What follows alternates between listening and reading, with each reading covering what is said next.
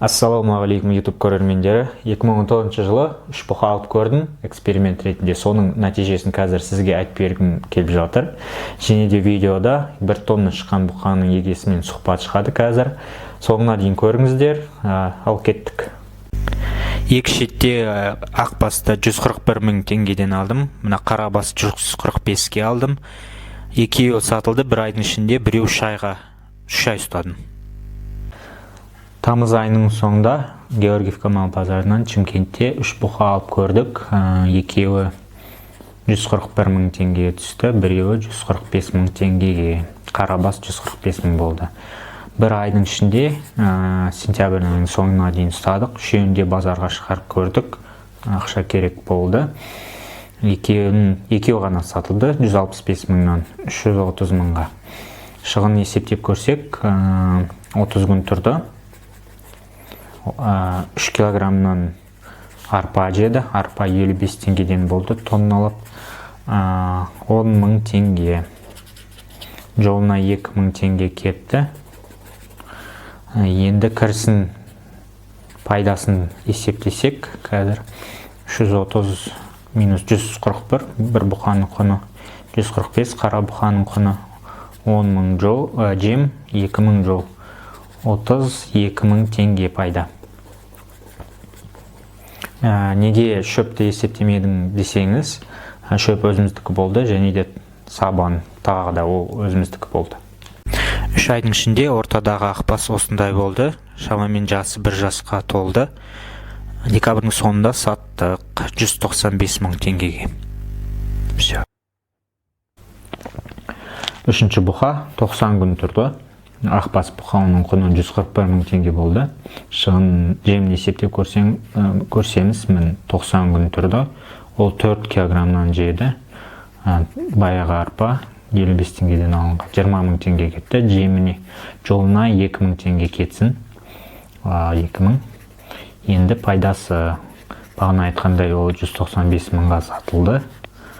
Жем 20 мың теңге, құны 141, және де жол 32 мың пайдасы түсті. Бұл 3 айда. Бағанағы 2 бұқа 16 мыңнан берді, бірақ олар 1 айда. Таза пайданы есептеп көрсек, 64 мың теңге болады. Көп пазлы білмеймін, бұлар эксперимент ретінде алынды. Негізі нәтижешілі жаман емес. Мен 2019 жылда 6 жылға алып көрдім эксперимент ретінде.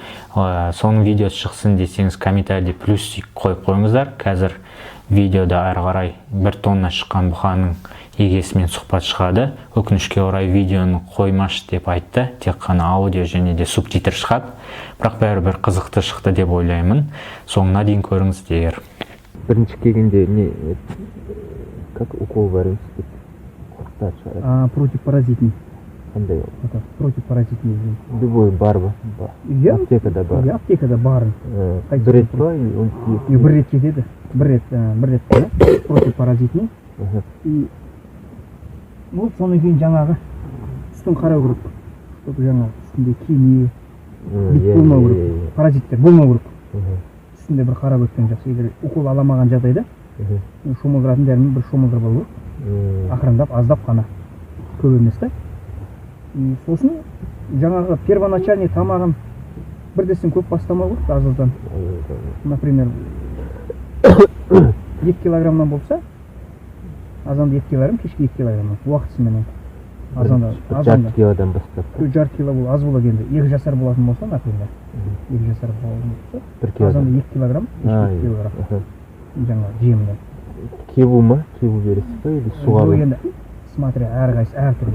Жаңа біреулер суға береді, біреулер қайнатып береді, пісіріп береді. Біреулер жаңағы құрғақтай береді. Енді құрғақтай дұрыс. Күннің суығы бар, мынандай не бар, құрғақтай дұрыс. Тұзбен ба? Тұзбенен, иә, кішкене тұзбенен. Күнделікті бір уақытта. Азанға мысалға, например, 7 болатын болса, 8 болатын болса, допустим, 8 болатын болса, кешке 7-де. Графикten ұстап отыру керек. Потом жем бергеннен кейін қанша шөп? Біраз уақыттан кейін ба? Енді шөпті жем жеп болғаннан кейін бір сағат, бір жарым сағаттан кейін бере беруге болады. түсте шөп, кешке алдын ала кешке алдын ала жемнен кейін жаңағы шамалы шөп. шөп, сабан, безразница. Без разницы. Без разницы. Қарамалға. Қарамал. Қарамал. Су ше, су. Суды уақытысыменен сол. Үш рет па? 3 рет болмаса да бір мезгілде үйретсе де болады. Алдын ала ма? Тамақты алдын ала? Обедтің кезінде. Өйткені мынандай күннің суығында суда мұздай болады, оған сен суды жылытып бере алмайсың. Ол жағы да бар. Соны мысалы обедтің кезінде бере берсе де болады. Бір мезгіл. Соған мал қалай берсең солай үйренеді. Шли қатты арық болмаса бір 3 айда келе ма? 3 айда 4 килодан баста дедің, содан кейін қанша килодан? 5-6? Иә. 6 кило ма? Норма. Кейін соны жаңа жерде көру керек та. Пока 2 кило болмаса да 1,5 килограммдан бастап, кейін соны 2 килограмм шығару керек.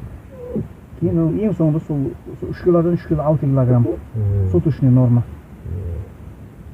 Оны енді ода бәрі бір жем болмайды, ол жерде араласып болады, ол жерде кебет болуы мүмкін, шұлқа болуы мүмкін, шұрот болуы мүмкін, дробилка дейміз, бидайдың жемі болуы мүмкін. Шұрот көп қосады, иә? Шұрот көп қосты, шұрот енді соңғы жағына қарай күндік нормасы 1 килограмм болады. Азанда 500 грамм, кешке 500 грамм. Не береді, май бере ма? Ол май жинатады малға. Енді ол дайын болған қалай білуге болады? Дайын болған қалай Мойнынан, білінеді, сан етінен білінеді. Шап дейді, шапта уже май байлайды. Шап дейді, шапта мынандай бұрыш жағына жаңа малдың артқы аяқ жағынан сауырын ұстағанда сол қолға киет былай, үлкен болып. Жалпақ болып. Сондай жерлер киет. Малдың сауырынан біледі. Енді оның әдістері көп қой, артқы сан жаңалыда сызық болмай көп толып тұру керек артқы сан. Былай сыртқа қарай көрініп тұру керек. Енді алып андай сойып беретіндерді не алмайды дейді ғой көке? Жүрек, бауырлар санамай ма сонда етке? Етке кіргізбейді ол. Ол бірақ алып кетеді. Бұл жерде бүйрек маймен кіруі мүмкін, келіскеніне қарай, сойып алғанда. Біреулер кіргізбейді, біреулер соны кіргізбейді. Ішкі майды арасында сондайлар болады. Қазір қаншадан болады білесіз? Дәл қазіргі күннен баға түсті. Баға құлады. Алло.